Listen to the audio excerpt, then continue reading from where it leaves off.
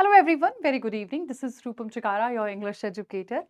आने वाले जो अभी एक्सपेक्टेड नोटिफिकेशन है वो है आपका एसबीआई पीओ का एग्जाम। और एसबीआई पीओ का जो हमारा एग्जाम होता है वो सबसे ज़्यादा सॉट आफ्टर एग्जाम होता है। अगर आप एक बैंकर बनना चाहते हैं तो बिल्कुल निस्संदेह मैं आपसे कह सकती हूँ कि आप जो हैं सबसे पहले यही सोच रहे होंगे कि आपको एसबीआई पीओ बनना है। या कभी ये ख्याल आया कि यार क्लर्क बनना है, एसबीआई क्लर्क बनना है, आईबीपीएस क्लर्क बनना है? ऑफ कोर्स नहीं। हमारे सपने जो है हमेशा ऊंचाई वाले होते हैं ना, सबसे ज्यादा, सबसे अच्छा, सबसे बेहतर हमें चाहिए होता है। इसमें कोई बुराई नहीं है, ये बहुत अच्छी चीज है। लेकिन इस बात को समझ लीजिएगा कि अगर मुझे सबसे बेहतर कुछ चीज चाहिए तो मुझे उसके लिए मेहनत भी बेहतर से बेहतर ही करनी पड़ेगी। मुझे उसके लिए एफर्ट्स भी बहुत ज्यादा ही लगाने पड़ेंगे। नॉर्मल एफर्ट से तो नॉर्मल चीजें मिलती हैं, बहुत ज्यादा मेहनत करने से, बहुत ज्यादा एफर्ट्स करने से सक्सेस भी बहुत ज्यादा और बहुत बड़ी ही होती है, बशर्ते ये सही डायरेक्शन में की जाए, बशर्ते ये सही रिसोर्सेस के साथ की जाए। तो चलिए आज इस सेशन की शुरुआत करती हूं मैं आप सभी बच्चों के साथ, जिसमें एसबीआई पीओ से जुड़ी हुई जितनी भी जानकारी है वो आपकी रूपम मैम आप लोगों तक पहुंचाएंगी। एक बात का ख्याल रखिएगा, ये सफर आसान नहीं होगा। या तो इसको शुरू ही मत करो, और अगर एक बार शुरू कर दिया है तो फिर गिव अप करने का ख्याल अपने मन में जरा भी मत लेकर आओ। जितने भी क्वेश्चंस आपके मन में आ सकते हैं इस एग्जाम से जुड़े हुए, उन सभी क्वेश्चंस का आंसर आपको आने वाले 10 से 15 मिनट में मिलने वाला है। तो प्लीज सारे बच्चे थोड़ा ध्यान से और थोड़ा सब्र से बस बैठे रहें और मैम की बात को सुनते रहें। आपके जो भी सवाल होंगे, जो भी क्वेश्चंस होंगे, फॉर श्योर मैं उनको भी आंसर करूंगी। तो आपको बस थोड़ा सा काम रहना है और अपने क्वेश्चंस को लास्ट में जब मैम कहें तब पोस्ट कर देना है। जितनी भी डिटेल्स हैं, एग्जाम पैटर्न क्या होगा, एलिजिबिलिटी क्राइटेरिया क्या है, कट ऑफ पहले क्या रहा, और एक कट ऑफ होता कैसे है, ये कट ऑफ निकालते कैसे हैं, प्री के मार्क्स जुड़ते हैं क्या, मेंस में क्या होता है कि 250 का पेपर होता है, 100 में से नंबर आते हैं, बहुत सारे क्वेश्चंस हैं। अगर किसी बच्चे ने थोड़ा सा डिटेल में देख रखा है तो उसके मन में बहुत सारे सवाल होते हैं। और फिर उससे भी बड़ा सवाल आ जाता है, साइकोमेट्रिक मैम ये कैसा टेस्ट है? तो चलो वो भी बता देते हैं। सारी चीजें बताऊंगी मैं, सब कुछ आप लोग के साथ डिस्कस करूंगी, लेकिन you have to stay connected with ma'am. शुरुआत करते हैं बिना किसी देरी के। पिछले साल की अगर मैं बात करूं तो सितंबर के मंथ में हम लोगों ने ये नोटिफिकेशन देखा था। ठीक है, इस बार भी एक्सपेक्टेड ये है, सितंबर का मंथ ऑलरेडी शुरू हो चुका है तो हम बहुत जल्दी ही एक्सपेक्ट कर रहे हैं कि एसबीआई पीओ अपना नोटिफिकेशन रिलीज करेगा। ठीक है, अभी हमारे पास कोई एग्जैक्ट डेट नहीं है, ना एग्जाम की डेट है ना नोटिफिकेशन की डेट है, बट यस बहुत जल्दी ही हम एक्सपेक्ट कर रहे हैं कि नोटिफिकेशन हमारे सामने होगा। और ये कोई छोटी फाइट नहीं है, ये एक ऐसा एग्जाम है जिसमें हर एक बच्चा बैठना चाहता है और इसको क्रैक भी करना चाहता है, और इसका लेवल बाकी सभी एग्जाम से बहुत बहुत अच्छा होता है। तो आपकी तैयारी भी वैसे ही बहुत बहुत अच्छी होनी चाहिए। सबसे पहले बिल्कुल बेसिक चीज से शुरुआत करेंगी मैम कि भाई आपके अंदर क्या ऐसी क्वालिफिकेशन आपकी होनी चाहिए, आपकी एलिजिबिलिटी क्या होनी चाहिए इस एग्जाम को क्रैक करने के लिए। अगर मैं क्वालिफिकेशन की बात करूं तो बाकी ज्यादातर सभी बैंक एग्जाम्स की तरह यहां पर भी हम ये देख सकते हैं कि आपको ग्रेजुएशन के अलावा आपसे और कुछ नहीं मांगा गया है। आपने किसी भी स्ट्रीम में ग्रेजुएशन किया हुआ है अगर, तो आप जो है ये फॉर्म फिल कर सकते हैं किसी भी स्ट्रीम में अगर आपने ग्रेजुएशन कर रखा है। ऐसा नहीं है कि बीकॉम वाले बच्चे ही अप्लाई कर सकते हैं, साइंस और ह्यूमैनिटीज वाले और बाकी और प्रोफेशनल कोई भी अगर किसी ने कोर्स किया है तो वो सारे स्टूडेंट्स भी अप्लाई कर सकते हैं। परसेंटेज का कोई भी बैरियर नहीं है। और एक और बच्चों को ख्याल आता है कि मैम मैं तो फाइनल ईयर स्टूडेंट हूँ, है ना, तो फिर मैं क्या अप्लाई कर सकता हूँ? आप अप्लाई कर सकते हैं अगर जो फॉर्म फिलिंग की डेट्स हैं, ठीक है, जो भी फॉर्म फिलिंग की डेट रहेगी, क्योंकि हमारे पास डेट नहीं है तो मैं आपको डेट नहीं बता सकती, बट जो भी आपकी फॉर्म फिलिंग की डेट रहेंगी, आपको उन डेट्स के अंदर अंदर अगर आपका फाइनल ईयर का रिजल्ट आ जाता है तो फिर आप अप्लाई कर सकते हैं। ठीक है, ये तो रही ग्रेजुएशन की बात, यानी कि आपकी क्वालिफिकेशन की बात, एकेडमिक क्वालिफिकेशन की। वहीं पर अगर मैं एज की बात करूं तो आपकी कम से कम उम्र जो है वो 21 साल होनी चाहिए और मैक्सिमम एज आपकी 30 साल होनी चाहिए। 21 से कम अगर रहेगी तो आप अप्लाई नहीं कर सकते, और 30 से ज्यादा रहेगी तो भी आप अप्लाई नहीं कर सकते। ठीक है, सॉरी। अब इसमें ना कुछ जब नोटिफिकेशन आता है तो उसमें ना कुछ डेट्स लिखी होती हैं। तो अगर आपका बर्थडे, मैं जब नोटिफिकेशन आएगा ऑफ कोर्स मैं आपके साथ जुड़ूंगी, उन डेट्स में है या उन डेट्स के बाद हुआ है, जैसे कि अगर मिनिमम की बात कर रहे हैं तो उस पर्टिकुलर डेट को अगर आपका बर्थडे है या उसके बाद हुआ है तो फिर तो ठीक है। और अगर आपकी जो पर्टिकुलर डेट दी गई है उसके पहले आपका बर्थडे है तो आप एलिजिबल हैं, उसके बाद होगा तो नहीं। जो भी स्पेसिफिक डेट होगी वो मैं आप लोग के साथ डिस्कस करूंगी जब हमारा डिटेल नोटिफिकेशन सामने होगा। आगे चलते हैं, क्वालिफिकेशन हम लोगों ने डिस्कस कर लिया। अब बात कर लेते हैं कि ये एग्जाम का सिलेक्शन प्रोसेस क्या है। तो बच्चों ये एग्जाम हमारा 3 फेजेस में होता है, प्री, मेंस और इंटरव्यू।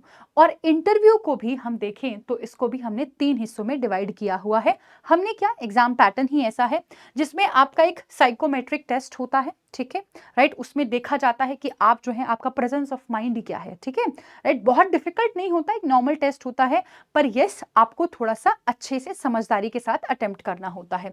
दूसरा आपका ग्रुप एक्सरसाइज यानी कि ग्रुप डिस्कशन होता है, जिसमें आपको कोई भी एक टॉपिक दे दिया जाता है और उस टॉपिक पर आप किस तरह से अपने विचारों को रखते हैं, क्या आपके विचार होते हैं, उसमें आपका जजमेंट किया जाता है, ठीक है। और फिर आपका एक प्रॉपर इंटरव्यू होता है 1-on-1, जिसमें आपसे क्वेश्चंस किए जाते हैं और फिर आपका आंसर होता है, ठीक है। ये हमारा रहता है पूरा का पूरा सिलेक्शन प्रोसेस। अब इसमें किसके मार्क्स इंक्लूड होते हैं किसके नहीं, ये मैं आपको आगे बताने वाली हूं। आगे चलते हैं। अब यहां पर हम लोग बात कर लेते हैं हमारे एग्जाम के पैटर्न की। किस पर्टिकुलर सब्जेक्ट को आपको पढ़ना है और आपसे कितने क्वेश्चन किसी पर्टिकुलर सब्जेक्ट से पूछे जा सकते हैं, जरा समझिएगा। मैं यहां पर अभी प्री की बात करती हूं। अगर मैं प्री की बात करती हूं तो सारे क्वेश्चंस आपके ऑब्जेक्टिव होते हैं, विच मीन्स कि एक क्वेश्चन होगा, उसके 5 ऑप्शंस होंगे, उसमें से जो भी आपको सही लगेगा वो आप अपना आंसर मार्क कर देना, ठीक है जी, क्लियर। आपको इंग्लिश पढ़ना होगा, मैथ्स पढ़ना होगा और रीजनिंग पढ़ना होगा। इंग्लिश के 30 क्वेश्चन होते हैं जो 30 नंबर के होते हैं, जिनको करने के लिए आपको 20 मिनट का समय दिया जाता है। ऐसे ही मैथ्स और रीजनिंग के 35 क्वेश्चन होते हैं, एक क्वेश्चन 1 नंबर का होता है, 35 क्वेश्चन के ही इनके मतलब मार्क्स इनके रहने वाले हैं। इनको करने के लिए भी 20-20 मिनट का टाइम दिया जाएगा, यानी कि बेसिकली 100 क्वेश्चन 100 नंबर के होंगे और आपको इसको 1 घंटे में करना होगा। याद रखें, एसबीआई पीओ में कोई भी सेक्शनल कट ऑफ आपको प्री में नहीं मिलेगा। There will be no cut off, ठीक है, सेक्शनल कट ऑफ नहीं मिलेगा। पूरे 100 में से जो भी कट ऑफ आएगा वो आपको बताया जाएगा। आपको अलग अलग एक एक सब्जेक्ट को क्वालिफाई करने का कट ऑफ यहां पर नहीं होता है। यहां सेक्शनल कट ऑफ का कोई क्राइटेरियन नहीं है। Am I clear here? ठीक है, मैंने लिख भी दिया है ताकि अगर आपके पास ये पीडीएफ पहुंचे तो आपको बिना पढ़े भी समझ में, मतलब बिना समझाए भी समझ में आ जाए। पढ़ना तो पड़ेगा ही ऑफ कोर्स, है ना। आगे चलते हैं। Talking about your mains pattern, mains में जीए भी इंक्लूड हो जाता है, फाइनेंशियल अवेयरनेस भी इंक्लूड हो जाती है। तो आपके रीजनिंग के 40 क्वेश्चन होते हैं जो कि 50 मार्क्स के होते हैं, 50 मिनट का समय आपको दिया जाता है, ठीक है। आपके इंग्लिश के 35 क्वेश्चन होते हैं जो 40 नंबर के होते हैं और 40 मिनट का समय आपको दिया जाएगा इसको करने के लिए भी। आपके मैथ्स के 30 क्वेश्चन होते हैं जो 50 नंबर के होते हैं और 45 मिनट का समय दिया जाता है। जीए के 50 क्वेश्चन होते हैं जो 60 नंबर के होते हैं और 45 मिनट का समय इसके लिए भी आपको दिया जाता है। ये सब तो आपका रहा जी ऑब्जेक्टिव। अब इसके अलावा जिस दिन आपका मेंस का पेपर होता है उसी दिन सॉरी, जिस दिन आपका मेंस का पेपर होता है उसी दिन आपका एक डिस्क्रिप्टिव भी होता है, जिसमें आपसे एक लेटर लिखने के लिए कहा जाता है और आपसे एक पैसेज एक लेटर और एक ऐसे लिखने के लिए कहा जाता है। इन दोनों के ही आपके 25-25 मार्क्स होते हैं। आपको ऑप्शंस दिए जाते हैं, जैसे 2-3 आपको दे दिए ऐसे के टॉपिक, और फिर उनमें से आपसे कहा जाता है कि बच्चों चलो ये वाला जो है आपको लिखना है। वो आपके ऊपर डिपेंड करता है। आपको 4 ऑप्शंस या 2 ऑप्शंस जनरली मिलते हैं या 3 भी मिल जाते हैं, तो इनमें से जो भी आपको सही लगता है वो आपको उसके बेसिस पर लिखना होगा। एक ऐसे लिखना है, एक लेटर लिखना है, दोनों 25-25 नंबर के होते हैं, यानी कि 50 नंबर का आपका हो जाएगा डिस्क्रिप्टिव। अब जब मैम लिखने की बात कर रही हैं तो यहाँ पेन से पेपर पे नहीं लिखना है, लिखने का मतलब यहाँ पर टाइपिंग से होता है, तो आपको टाइप करना होगा बेसिकली, ठीक है। क्या करना होगा? आपको टाइप करना होगा। Got it? अब जरा ध्यान से सुनना मेरी बात। डिस्क्रिप्टिव टेस्ट इंग्लिश का होता है, केवल इंग्लिश लैंग्वेज में ही लिखा जाएगा, ठीक है, जिसमें आपको लेटर लिखना होगा और ऐसे लिखना होगा। 50 नंबर का ये होता है और इसको करने के लिए आपको अलग से 30 मिनट का समय दिया जाता है, जिसमें आपको टाइप करने हैं दोनों चीजें। क्लैरिटी है? बिल्कुल कोई दिक्कत नहीं है। तो बेसिकली आपने यहां पर क्या देख लिया कि 200 नंबर का तो आपका ये हो गए ऑब्जेक्टिव क्वेश्चन, और 50 नंबर का आपका क्या हो गया? आपका डिस्क्रिप्टिव हो गया। यानी कि मेंस आपका टोटल कितने मार्क्स का हो गया जी? 250 नंबर का। ये मैं क्यों समझा रही हूं, समझते चलना, बहुत सारी चीजें आप लोगों को समझाने के लिए। अब चलते हैं थोड़ी सी जरूरी बात पर जानने के लिए। सेक्शनल मार्क्स ना तो प्री में होंगे ना ही आपके मेंस में होंगे। मतलब आपको ओवरऑल एक कट ऑफ दिया जाएगा, केवल वही आपको क्लियर करना है। सेक्शनल मार्किंग यहाँ पर प्री और मेंस दोनों में नहीं होती है, and this is very important to know, otherwise दिक्कत हो जाती है। अगली बात अगर मैं सिलेबस की करूं तो आपको अगर थोड़ा बहुत भी ज्ञान है बैंक एग्जाम्स के सिलेबस का, तो सिलेबस सेम ही है। रीजनिंग, इंग्लिश, क्वांट्स और जीए सबका सिलेबस सेम होता है, प्री का भी सेम होता है, सारे एग्जाम्स की बात कर रही हूं मैं, और मेंस का भी सेम होता है। नो टॉपिक इज डिफरेंट, सारे टॉपिक सेम है। जो आपसे पूछा जा रहा है आपके आईबीपीएस पीओ एग्जाम में, वही आपका एसबीआई पीओ में भी पूछा जाएगा, बस याद रखना कि वो लेवल अप होता है। ठीक है, एसबीआई पीओ का लेवल जो है वो बाकी और एग्जाम से हमारा थोड़ा सा अच्छा होता है, थोड़ा सा बेहतर होता है। Am I clear here? तो ये बच्चों आपका प्री का सिलेबस है सारे सब्जेक्ट्स का, आप देख सकते हैं, रीजनिंग, क्वांट्स और यहाँ पर इंग्लिश है। अब मेंस की बात करें तो इसमें क्योंकि जीए भी आ जाता है, तो ये रहा आपका जीए का सिलेबस। लेकिन इसमें एक चीज और आपकी समझने वाली है कि हमारे रीजनिंग के कुछ ऐसे टॉपिक्स होते हैं जो कि आपके केवल और केवल मेंस में ही आते हैं, जैसे कि आपका वर्बल रीजनिंग कहूं या फिर क्या कहना चाहिए मुझे, हमारे जो ये देखो इनपुट आउटपुट जो होते हैं, और हमारा जो ये डिसीजन मेकिंग वाले क्वेश्चंस होते हैं, ये हमारे केवल मेंस में ही आते हैं। लॉजिकल रीजनिंग जो होती है वो हमारी मेंस में ही आती है। Am I clear here? तो छोटे मोटे टॉपिक्स का ऐसा डिफरेंस है, 3-4 टॉपिक ऐसे हैं, ठीक है, जो हमारा मेंस में ही आता है, प्री में नहीं आता है, और वो भी रीजनिंग, और रीजनिंग का ही समझ लो, क्वांट्स में तो सारी चीजें सेम ही होती हैं। ठीक है, और ये तो पूरा पैटर्न है ही हमारा, यहाँ से डायरेक्टली कोई क्वेश्चन नहीं आएगा, बट जितना आपने पढ़ रखा है, मतलब जो भी हम बेसिक नॉलेज हमारे पास कंप्यूटर की होती है, वहां से क्वेश्चन आ जाते हैं, बहुत ज्यादा नहीं आते हैं। ठीक है, नहीं के बराबर ही होते हैं, समझिएगा। आगे पहुंचो।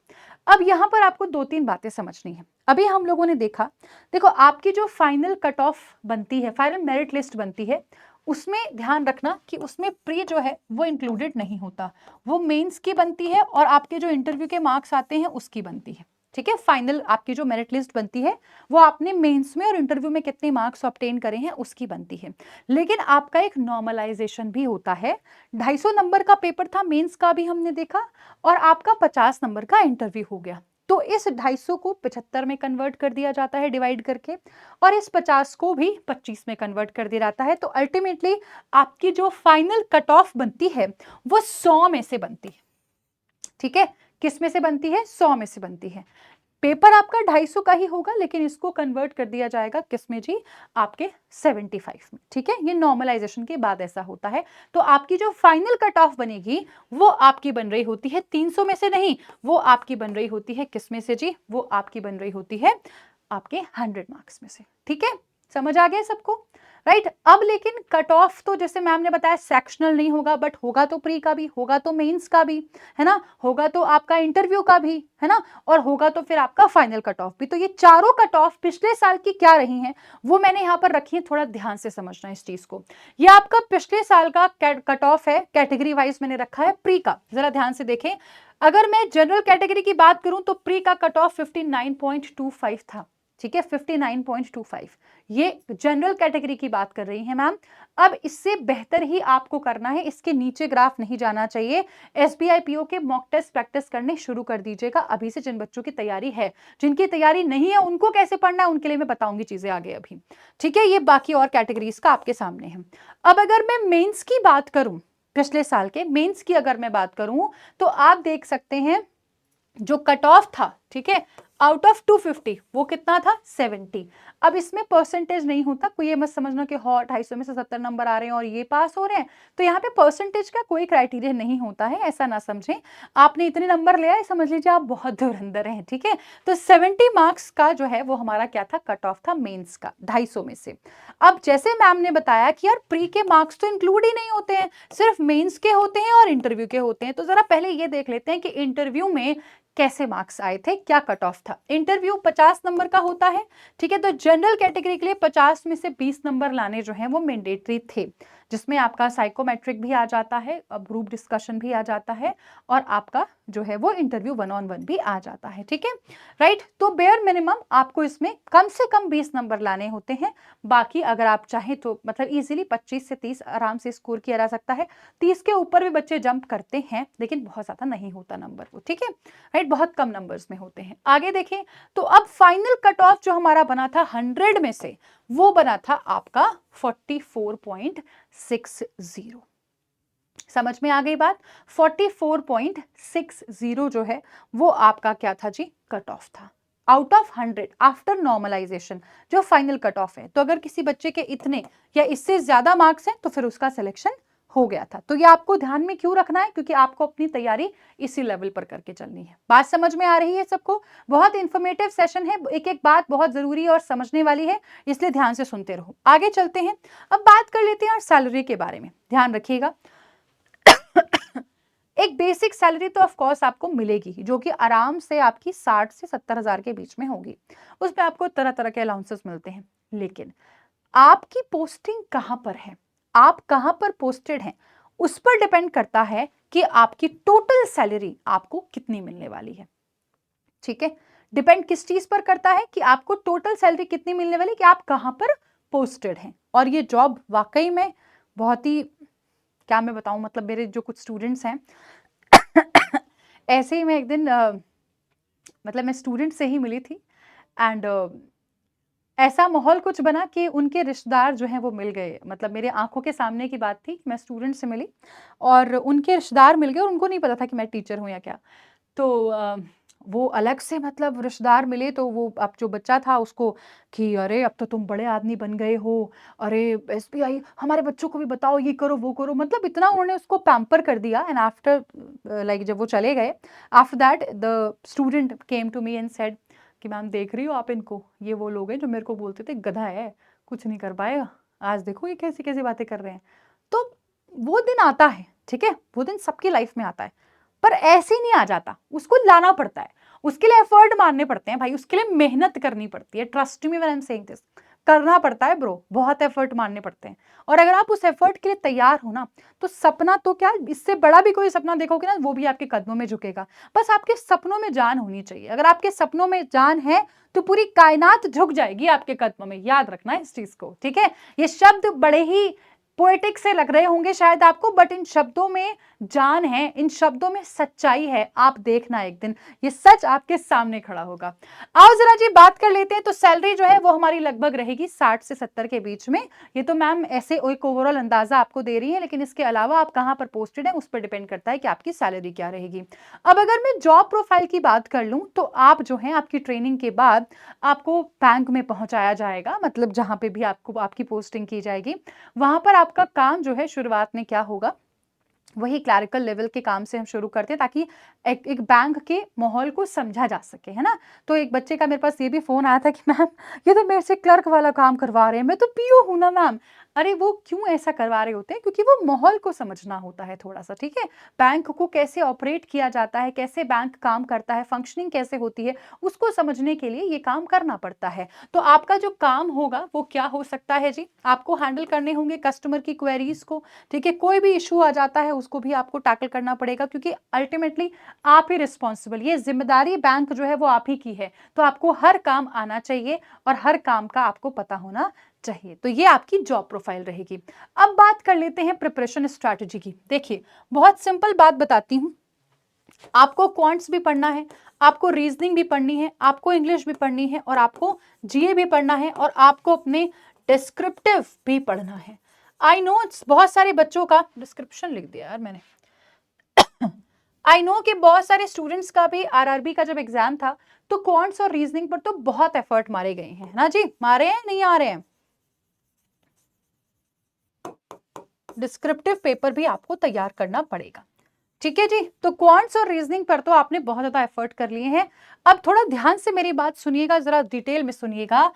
देखो सबसे पहली चीज तो एसबीआई पीयू कोई छोटा एग्जाम नहीं है जो पढ़ा और तुरंत निकाल लिया, इसके लिए बहुत एक्सपर्टीज चाहिए होती है, आपके अंदर एक प्रोफिशिएंसी होनी चाहिए, आप हर सब्जेक्ट के हर टॉपिक में एक्सपर्ट होनी चाहिए।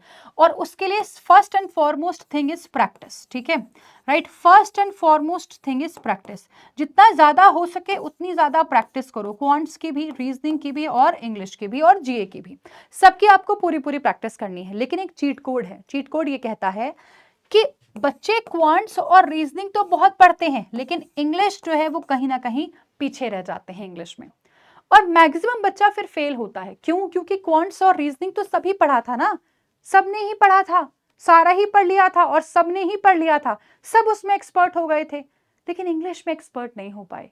तो वो बच्चे जो इंग्लिश में एक्सपर्ट हो गए वो बाजी मार के ले गए यार, उनका सिलेक्शन हो गया, वो आगे निकल गए, बाकी पीछे रह गए। तो आपको ये वेट नहीं करना कि पहले धक्के खाओ, फिर गलतियां करो, फिर उसके बाद सीखो, फिर अगले साल पेपर दो। अगर आप तैयार हो तो आप अभी से ऐसे तैयारी करके चलो कि आपको कोई भी दिक्कत ना हो। तो क्वांट्स भी पढ़ना है, रीजनिंग भी पढ़नी है और इंग्लिश भी पढ़नी है, और अभी से पढ़ के चलना है हर एक चीज को। और इसके साथ साथ जीए को भी अभी से पढ़ के चलो। ज्यादा नहीं मैं कह रही हूं, थोड़ा समय दे सकते हो, थोड़ा तो समय दो ना यार, बहुत इंपॉर्टेंट है, बहुत ज्यादा इंपॉर्टेंट है। इस चीज के साथ कॉम्प्रोमाइज नहीं कर सकते। और अगर आप इंग्लिश या जीए के साथ कॉम्प्रोमाइज कर रहे हो तो मैं पहले बता देती हूँ, आप ऑलरेडी बाहर हो सिलेक्शन के, आप इस रेस का हिस्सा हो ही नहीं। क्योंकि वो जो इन पे काम करता है वो बाजी मार के ले जाता है, बाकी तो ये मेहनत करने वाले रह जाते हैं। समझ में आई बात? स्मार्ट बनो, गधे मत बनो। और एक बात समझ लो, जितना हो सके मॉक्स लगा लो, ठीक है, जितना हो सके टॉपिक वाइज प्रैक्टिस कर लो। और अगर समझ में नहीं आ रहा है कि लेवल फिर भी क्या होता है पेपर का, तो प्रीवियस ईयर क्वेश्चंस देख लो। इसके बाहर कुछ नहीं होगा, जो होगा यही होगा, इसके आगे कुछ नहीं मैं कह सकती। बस अगर आपको हमारा गाइडेंस चाहिए तो आप हमारे साथ हमारे पेड बैचेस में जुड़ सकते हैं। लेकिन उसके पहले यूट्यूब पर ही मैम सब कुछ तो करा रही हैं आप लोगों को। सुबह 8 बजे वाले सेशन में जुड़ो तो सही, मजा आएगा आपको। आपको पता चलेगा कि कॉम्प्रिहेंशन का लेवल क्या आता है आपके पेपर में, वही लेवल मैम कराती होती है इधर, ठीक है। वो कैब में दिक्कत आ रही है, 12:45 वाला सेशन है। और अगर रूल्स पढ़ लिए हैं लेकिन समझ नहीं आ रहा है कि कहां पर और कैसे उनको यूज करें, तो जुड़ जाओ भाई हमारे साथ 11 बजे वाले सेशन में। ये सारे सेशंस यूट्यूब पे हैं, कंप्लीटली फ्री, पूरी तरीके से कंप्लीटली फ्री। इंग्लिश में आपको मैं जरा सा भी कम नहीं रहने दूंगी। अगर कोई नया बच्चा मुझे यहां देख रहा है तो जाकर एक बार रिव्यूज खोल के देख लीजिएगा, एक बार शॉर्ट वीडियोस वाला सेक्शन खोल के देख लीजिएगा। वहां पर आपको ऐसे बहुत सारी वीडियोस मिल जाएंगे जहां पर बच्चे अभी ये कहकर आए हैं, अभी कहा है उन्होंने, जो एग्जाम हुआ था कि मैम 30 आउट ऑफ 30 अटेम्प्ट हमारा रहा। और मुझे पूरा विश्वास है उनका स्कोर भी 30 आउट ऑफ 30 ही रहेगा, क्योंकि मैंने ट्रेन किया है उनको। मैंने उनकी वोकैबुलरी, ग्रामर और कॉम्प्रिहेंशन तीनों पर अपने हाथों के, अपने आंखों के सामने बैठा के उनको प्रैक्टिस करवाई है चीजें। तो मैं कॉन्फिडेंस हूं, मैं कॉन्फिडेंट हूं अपनी मेहनत को लेकर, और मैं कॉन्फिडेंट हूं अपने बच्चे को लेकर, क्योंकि मुझे पता है मैंने उसको क्या सिखाया है। तो अगर आप भटक रहे हो कि इंग्लिश कहां से पढ़े और क्या ना पढ़े, तो यहां आ जाओ, इन सेशंस में बैठो। कल सुबह 8 बजे आपके इंतजार करूंगी, मुझे बताइएगा कि मैम आपका एसबीआई पीओ वाला सेशन देखकर हम यहाँ आए हैं, मैं रिकॉग्नाइज जरूर करूंगी सुबह 8 बजे, ठीक है। आप पेड बैचेस में भी जुड़ सकते हैं।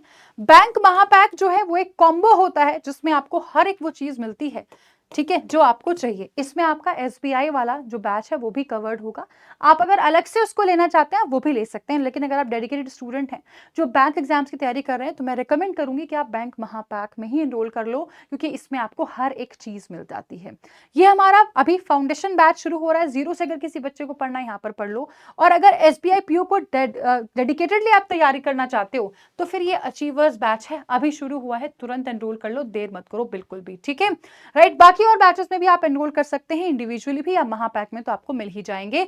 ये हमारा बुक का मॉड्यूल है जो कि बहुत इंपॉर्टेंट है टॉपिक वाइज प्रैक्टिस क्वेश्चन करने के लिए। ये टेस्ट सीरीज है जो आप लोगों के पास होनी ही चाहिए, क्योंकि कोई भी बच्चा एक ऐसा नहीं होगा जो बिना टेस्ट सीरीज के पास हो जाए। तो आपको topic wise question, previous year questions, chapter wise और फुल लेंथ मॉक यहाँ पर मिल जाएंगे, तो आप सीधा यहीं से प्रैक्टिस कर सकते हैं, ठीक है। ये मेरा टेलीग्राम ग्रुप है, आपकी कोई भी क्वेरी अगर रहती है तो आप सीधा मैम से यहाँ पर पूछ सकते हैं। मैम आप सर्च कर लेना, इंग्लिश बाय रूपम मैम करके आप सर्च करोगे तो मैम आपको जरूर मिल जाएंगी टेलीग्राम ग्रुप पर, ठीक है। टेलीग्राम पर मतलब English by Rupam ma'am search कीजिएगा। आप स्कैनर भी कर सकते हैं, लेकिन सीधा अगर आप ये सर्च करेंगे तो आपके लिए बेनिफिशियल रहेगा, ठीक है। मेरे एंड से मैं इतना ही रखूंगी इस वीडियो को। अगर आपको कोई भी डाउट है, कोई भी क्वेश्चन है, या कोई भी क्वेरी आपके मन में आ रही है तो आप मुझे जरूर बताएं, ठीक है। ख्याल रखें अपना, पढ़ते रहें, मेहनत करते रहें। इस वीडियो के नीचे आपके सारे कमेंट्स का आंसर दिया जाएगा। कोई भी क्वेरी बचती है तो आप मुझे वहां पर सीधा पोस्ट करके अपनी बातें पूछ सकते हैं। Thank you so much, have a great day everyone, bye bye, take care and God bless you all, thank you.